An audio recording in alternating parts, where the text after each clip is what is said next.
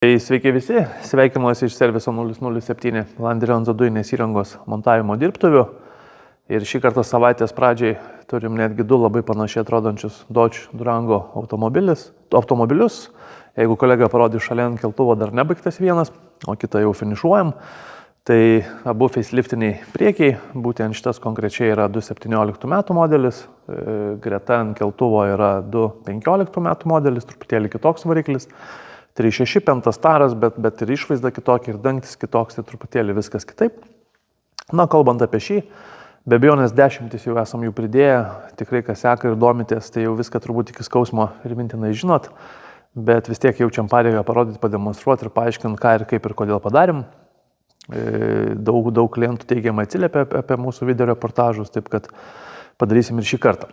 Tai kaip jau minėjau, Landrianzo sistema, pats valdymo blokas štai šitoje vietoje.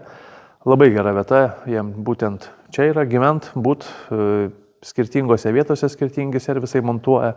Tikiu, kad jie turi paaiškinimą, kodėl ten yra vieta geresnė negu čia. Bet iš tikrųjų yra vieta puikiai, aliuminėme korpuse valdymo blokas tam, kad aušintųsi. Netgi kapotę turim, sakykime, variklio dangtį ertmę, kur galim to aušinimo daugiau gauti. Bet iš principo tai kažkur toliau yra nuo variklio, nuo šiltų, karštų vietų, nuo vibracijų ir papildomų dalykų. Kai kada kiti komentuoja, kad čia saugikliai po apačia, sunku prie jų prieiti. Tai aš visą laiką tokių žmonių klausiu, kaip dažnai ten variklio skyriuje tuos saugiklius kas nors dabar taip realiai tikrinat ir lendat. Bet jeigu ir reikėtų tą daryti, tai galima atsisekti kompiuterio bloką, reiškia pilnai. Ir atsikelti su visu dangčiu ir palikti jį ir prieiti prie prie saugiklių visiškai netrukdant.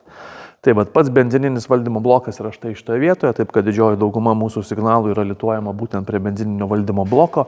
Tikrai netampom laidų per visą variklio skyrių, iki purkštukų, iki ričių, iki kažkokio velenėlio padėties daviklio, kaip kad kai kurie daro vėlgi.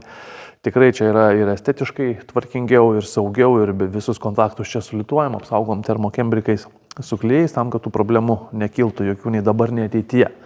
Atskirai nuo dujų reduktoriaus sumontuotas skystos fazės filtras bei dujų vožtuvas OMB BFC, patogus jo aptarnavimas, aptarnavimo metu yra keičiamas filtras, valomas vožtuvas, kuris yra elektromagnetinės ritės viduje tam, kad nebūtų apnašų, kad nebūtų strigimų. Dujų reduktorius Landrianzo 10 Turbo Oversize, galingiausia šio reduktoriaus versija sumontuota štai čia. Greta dujinės fazės filtras su surinkimu, apačia atsisuka, pasikeičia filtro elementas, vėlgi patogu, lengva prieiti, greitai ir paprasta. Slėgio daviklis ir dujiniai purkštukai. Dujiniai purkštukai čia yra sumontuoti, kaip jau pastaruoju metu turbūt pastebėjot, į G7 Reilo Dakota dujiniai purkštukai. Kaip visada, tuos purkštukus esam sujungę tarpusavėje, bei dujų padavimą turim iš abiejų pusių tam, kad idealiai sureguliuotume kuro normas visose sūkiuose. Be abejonės automobilis neturi jokių trūkčiojimų, jokių traukos duobių ir panašiai, dirba ir važiuoja iš tikrųjų labai sklandžiai, ką tik tai grįžom, išbandę, ištestavę.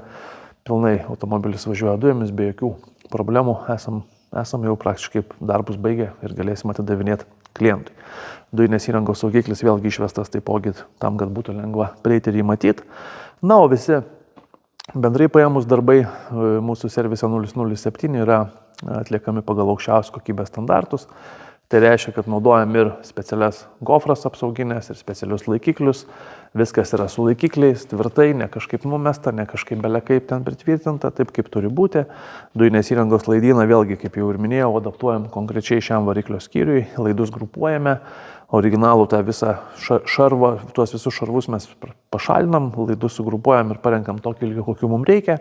Nepamatysi čia kažkokių galų laidų prikaišiotų, užkaišiotų, priviniuotų, ten dar kažkokių nesąmonių pridarytų. Tai viskas taip, kaip ir turėtų būti. Kiekvienas kontaktas, kaip jau ir minėjau, yra lituojamas ir apsaugomas termokembrikais su klijais. Žarnos yra montuojamas tefloninės, tam, kad nebūtų jokių dujų kvapų, nei variklio skyriuje, nei aplink automobilį. Tai tiek apie patį variklio skyrių. Dujų perjungimo mygtuką sumontuojam ten, kurio pagidauja klientas.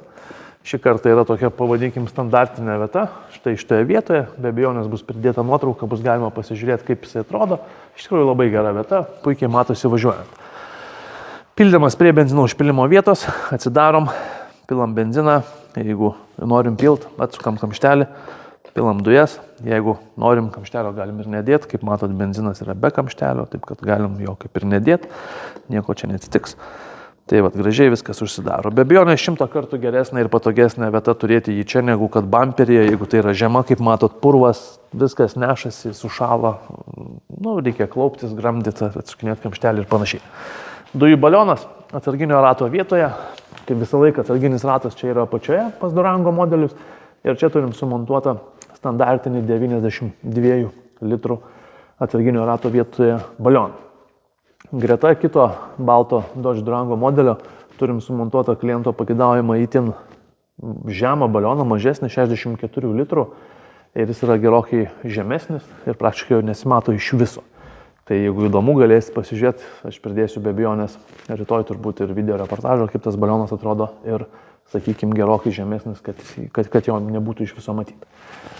Tai va, tai tiek apie šį konkretų Dodge Durango modelį, 92 litrų balionas, Landirenzo sistema ir automobilis be abejonės puikiai važiuoja visų 100% dujomis su kokybiškai itališka Landirenzo sistema.